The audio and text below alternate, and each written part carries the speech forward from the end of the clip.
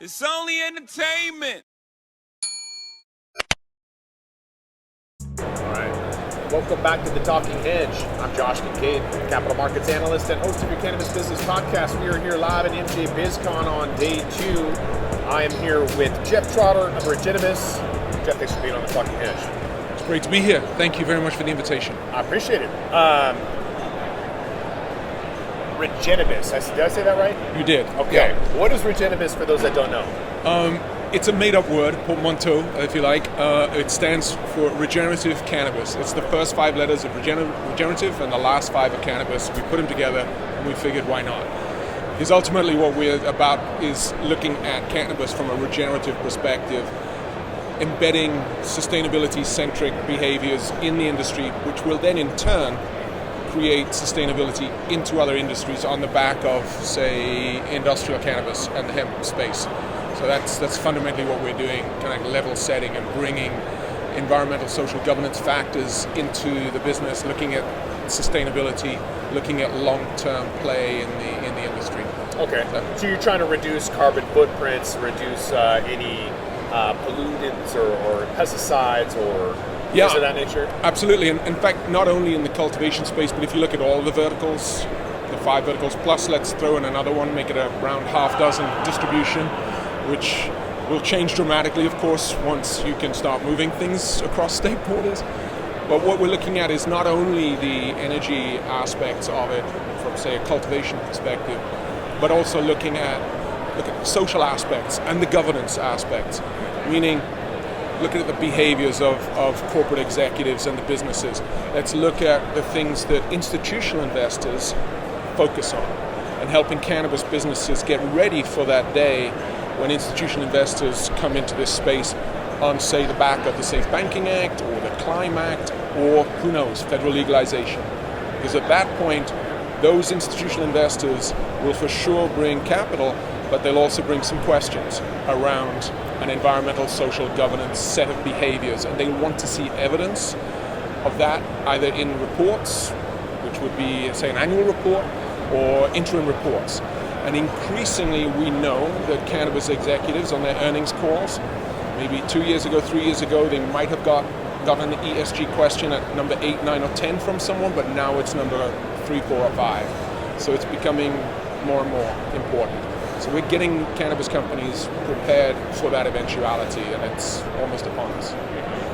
First thing that comes to mind is simply just growing hemp in between cycles to kind of clean the soil, or is that a process? Is that even a thing?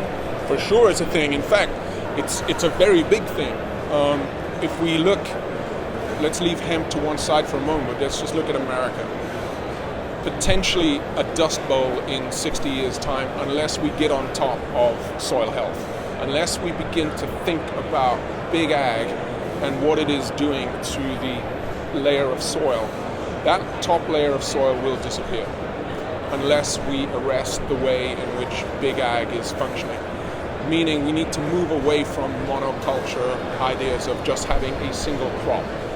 The introduction of hemp into this conversation, but also into that process, actually provides us with a great opportunity to create a sort of a play for hemp to create an opportunity to really help improve soil health and use it on a rotational basis. And so we're looking at ways in which we can help other industries on the back of ag, because now we're growing hemp, we can use that hemp in other potential industries, whether it's food, fibers, fabrics, fashion.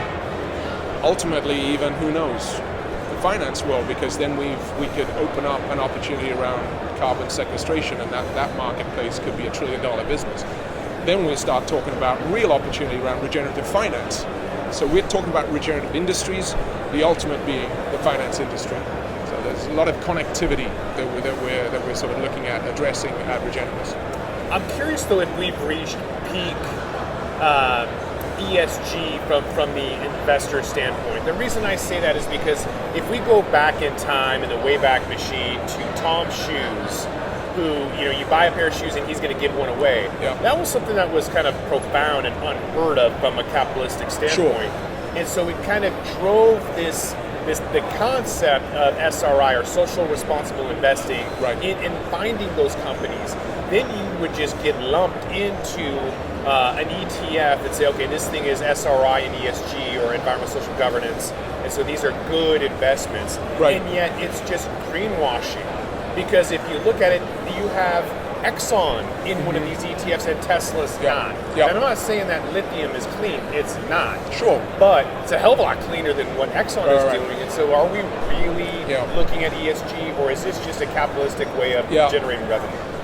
It's a great question, Josh, because I think what you've really just captured there is the confusion that's out there around the interplay and the interoperability of terms, almost like ESG, sustainability, CSR. They're all synonymous, and they're not synonymous. We need to kind of like take a step back and think, what is ESG and how is it different from, say, sustainability, a la Tom's shoes, a la Tesla's batteries, etc. And to sort of make a point on that, let's look at Elon, and let's look at what he said about maybe 2 months ago when he said this ESG stuff is just nonsense. How can his business, Tesla, be lower from an ESG score compared to, say, an oil company? Which is a fair point, because he's saying our products do this. So let me break that down. ESG is different from sustainability. ESG is a set of parameters that help businesses understand how they're mitigating risk. It's basically external challenges and how they're addressed internally to the business.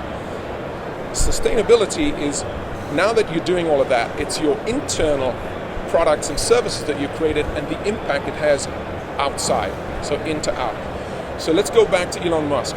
His ESG performance is woeful compared to an oil company, because in both instances investors are looking at their environmental behaviors, their social behaviors, and their governance behaviors in terms of what is being required of them from a mandate or a market perspective.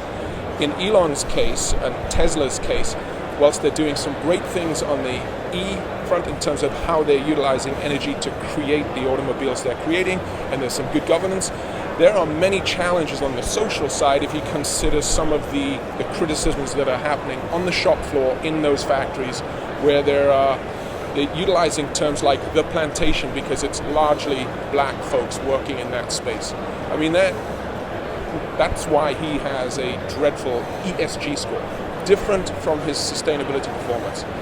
Same with the oil companies. An oil company can have a very good ESG score, and from an investor perspective, if I'm looking through an ESG lens, if I'm looking to find value, I might invest in that oil company because their ESG performance is a good performance. If I'm interested in values, I'm not going to invest in that oil business, because fundamentally that oil business is extractive to the planet. It's destroying the planet from a climate perspective. Externally, that's why it's hard to find an oil company that has a really good sustainability performance. But Elon Musk's, Tesla, if you look at that, they have a really good sustainability performance. So he's mixing his things up. Actually, if he'd focused on his sustainability and said rather than ESG, then you would see that actually he's outperforming the oil companies. So that's a way in which we separate this notion of what is ESG versus sustainability. They're not synonymous, they're not the same, they're linked, but they're not the same. And that's how we set about it, so addressing that, if you like. Where is the cannabis industry relative to other industries, as we kind of see Florida coming online and requiring lots of AC for indoor in order to avoid humidity, mold and things that would come from that environment?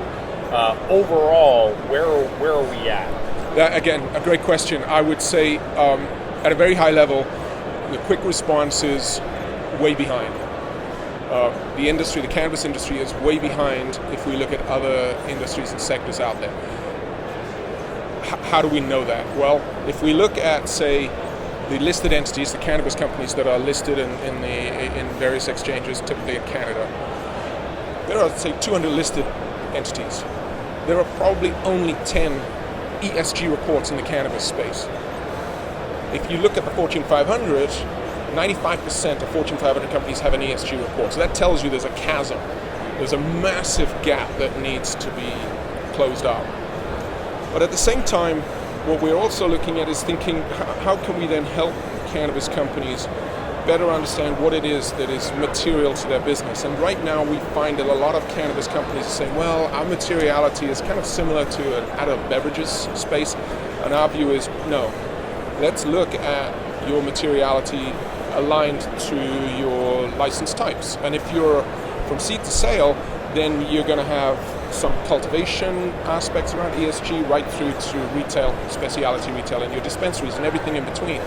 So we at Regennabis, we help them think through what really is their materiality and what they should be focusing on. And we think that that's a great way to help those cannabis companies be better prepared for the eventuality of this capital coming into this space. So whilst they're a little behind, we think the opportunity for them to actually overtake and to be poster children, for want of a term, in any industry, I think is there for us, and that's kind of principally what we're focusing on. Is this for just altruistic individuals that are going to be priced at a premium, or is this for the unapologetic capitalists who are able to save money? I think, it's as we say in the UK, it's like horses for courses. There will be capitalists who will find, and by capitalists we mean mono-capitalists, only focused on the money, as opposed to, say, a multi-capitalist that actually wants money but also wants to see a social impact as well as an environmental impact. We're focusing on those multi-capitalists, for want of a term. But at the same time, you can have still a mono-capitalist that's looking for economic value. We can see that over time, that those organizations that can demonstrate a performance, a better performance around ESG than, say, a competitor organization, that informs that investor that company A, is mitigating its risk. And that, from an investor perspective, is exactly what you're looking for. You need to have evidence, and that's what the ESG report will do. So it could be good for the mono-capitalist, but it will also be very good for the consumer. If we think of it in a somewhat abstract way, right now in the cannabis space, it's difficult for a cannabis company, if not illegal, for a cannabis company to market an individual product or service, because it's just not federally legal. But there's nothing stopping at a corporate level to set about creating a brand value based around those environmental, social governance, and then their sustainability narrative, which ultimately, when we do get to the point where those cannabis companies can start marketing their individual products, there will be an awareness by consumers that say, oh, this is from this company, I know that company, and therefore we'll see brand value being created as well as business value being created. And so we're identifying ways, because increasingly consumers as well as employees, they want to buy and or work for companies that are demonstrating exactly that. It's beyond altruism. As I said earlier in the conversation, we're at a very unique moment in time on the back of COP27. We talk frequently about this industry, the cannabis industry. We also look at other industries. Fundamentally, we're all now under one umbrella industry, the climate industry. Whether we like that or not, whether we're denying that or not, that's the scenario we're in right now. Regulators are demanding it, governments are demanding it, the market is demanding it, investors are demanding it, and consumers are demanding it. So is civil society. So we have the perfect storm that's just being generated here, and so I think it's beyond altruism. It's frankly, it's a critical moment in humanity. It's a huge opportunity for the cannabis and hemp industry to kind of lead the way. Totally, and we think it's massive. We frequently talk about the opportunity by 2030, which is the target for the Sustainable Development Goals of the United Nations. By 2030. We think that this industry, which is, let's break it down into three broad sectors of recreational, medical, and industrial hemp. It could easily be $1 trillion industry. If the medical side and the recreational side probably going to be about 200 million.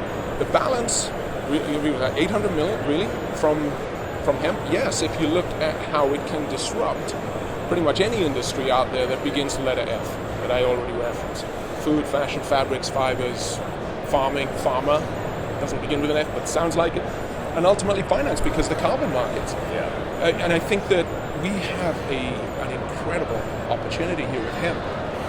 When we look at some of the things that have just happened recently here in the United States with the Inflation Reduction Act and some of the opportunities there for hemp growers to seek funding on the back of this opportunity, because in essence what they're creating is a piece of the carbon market and helping address some of the issues, the climatic issues that we're having, not just in this country but elsewhere. So we see this as a huge opportunity. It's often why we say we're driving sustainability both for the cannabis industry and then by the cannabis industry, because it could be a game changer if we get this right. That's right. That's what we're focusing on. For those on. that do know it's going to be a game changer and they want to get a hold of you, where can they find you at? Well, it's Geoff, Geoff. I sometimes get Geoff. That helps. So Geoff at Regennabis.com. Regennabis.com. First 5 of regenerative, last 5 of cannabis.com. Or info at Regennabis.com. Our website is Regennabis.com. We have a sister site called regenerativeCannabisLive.com, because that's the site we use for our event that we host at the United Nations, where we bring this market into the room to talk about that opportunity for the cannabis and hemp space to not leave 7.8 billion people behind. And that's what we do in that space. So there's a lot of stuff that we've been doing there too. And then soon we'll launch ESGXL, which is our SaaS platform to help cannabis companies on the back of understanding what's material to then set about measuring, monitoring, and reporting out on that content. And right now, in the midst of a crazy capital raise, we've been self-funded for 2.5 years, and we're in the process of raising $2.5 million, which is really quite interesting. I should have done this 20 years ago when I had a lot more energy. Yeah, it's exciting. It's also a lot of work. But appreciate the good conversation on ESG. We'll have to follow up with you on your capital raise. But with that, I think we're going to have to roll this one up. So wonderful. I want to thank my guest, Geoff Trotter. He's with Regennabis. Geoff, thanks again for being on the Talking Thanks ever so much. Great to be here. Thank you. I'm Josh Kincaid. This is the Talking Hedge. Don't forget to like, share, and subscribe, or don't. And I'm out. Don't forget to smash that like button on your way out and check out these other videos that we've got.